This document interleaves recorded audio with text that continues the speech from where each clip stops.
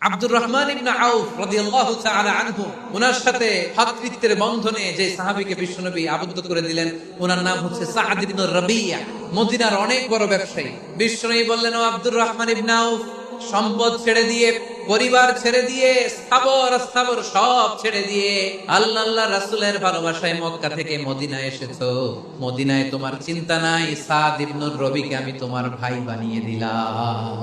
সাআদ ইবনে রবি তোমার আপন ভাইয়ের মতো। সাআদ ইবনে রবি বলল, আব্দুর রহমান, জীবনে তোমারে কোনোদিন দেখি নাই, তোমারে আমি চিনি না, তোমার নাম শুনি নাই, কিন্তু বিশ্বনবী তো তোমার দায়িত্ব আমাকে দিয়েছে।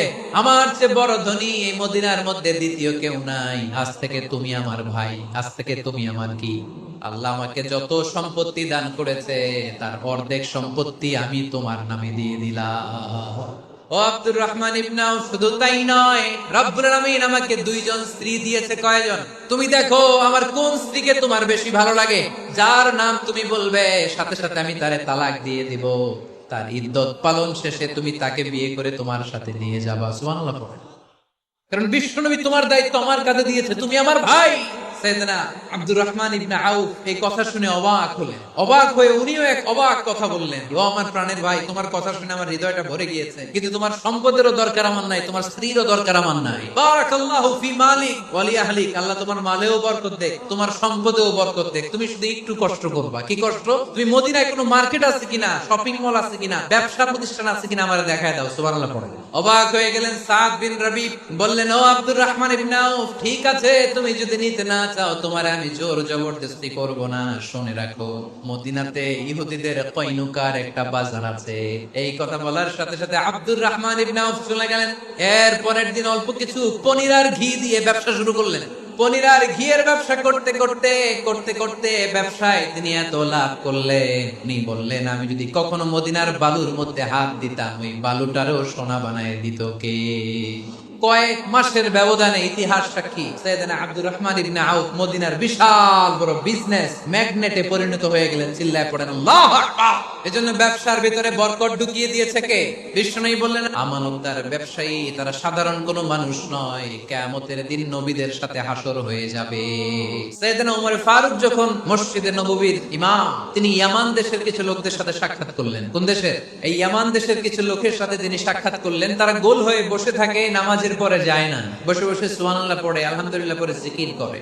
ওমর ফারুক ভাবলেন, দেখি পরের ওয়াক্তে কি হয়। উনি আসরের নামাজে ইমামতি করতে আসলেন। এসে দেখলেন ইয়ামানের লোকেরা মসজিদের বারান্দায় আশেপাশে বসে আছে, সবাই যায়, এরা যায় না। মাগরিবের সালাতে উনি ইমামতি করতে আসলেন। ওমর ফারুক নামাজ শেষ করে দেখলেন সবাই চলে যায়, কিন্তু ইয়ামানের লোকগুলো যায় না। এশার সালাত পর্যন্ত তিনি ওয়েট করলেন। এশার নামাজ পড়ে চলে যাওয়ার সময় ওমর ফারুক দেখলেন সবাই নামাজ পড়ে কাজে চলে যায়, কিন্তু ইয়ামান দেশের লোকগুলো যায় না। ওমর ফারুক বললেন, মা বালুকুম মা খাতবুকুম, ঘটনা কি? কি হয়েছে তোমাদের? সবাই নামাজ পড়ে চলে যায়, কাজে যায়, তোমরা যাও না কেন? এখানে কি করো?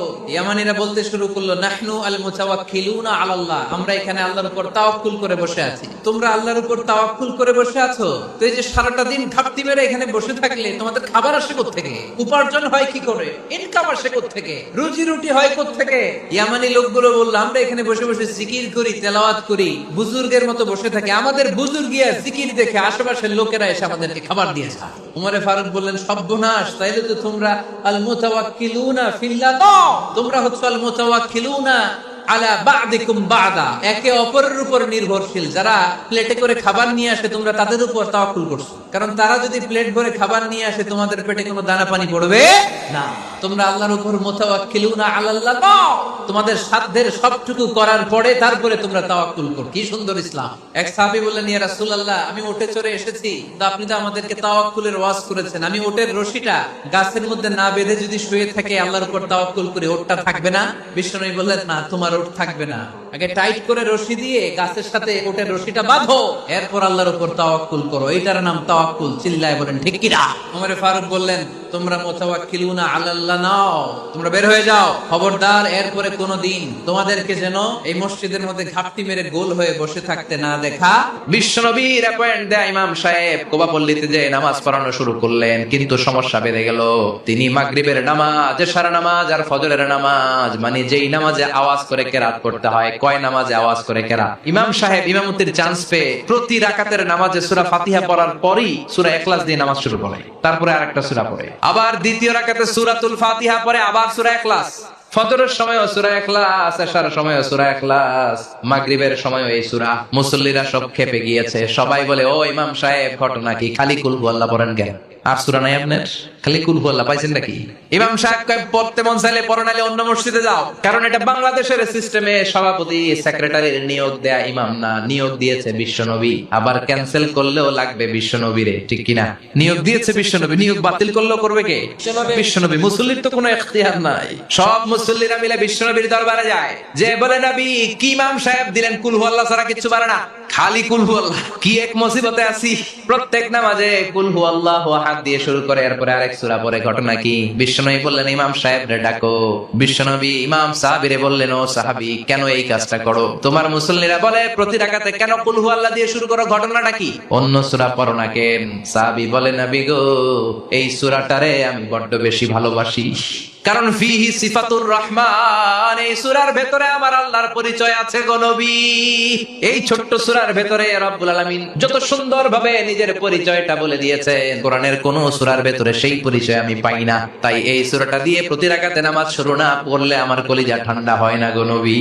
বিশ্বনবী বললেন, ঠিক আছে, চেঞ্জ করার দরকার নাই, তুই প্রতি রাকাতেই কুল হুয়াল্লাহ পড়বি, প্রতি রাকাতেই তুমি সূরাতুল ইখলাস পড়বা, ইমামতি বাতিল হবে না। তবে জেনে রেখো, এই সূরার প্রতি ভালোবাসা কিয়ামতের দিন তোমার জান্নাতে পাঠায় দিবে। এই সূরার ভালোবাসার কারণে জাহান্নামের আগুন তোমার জন্য হারাম করে দিয়েছে কে?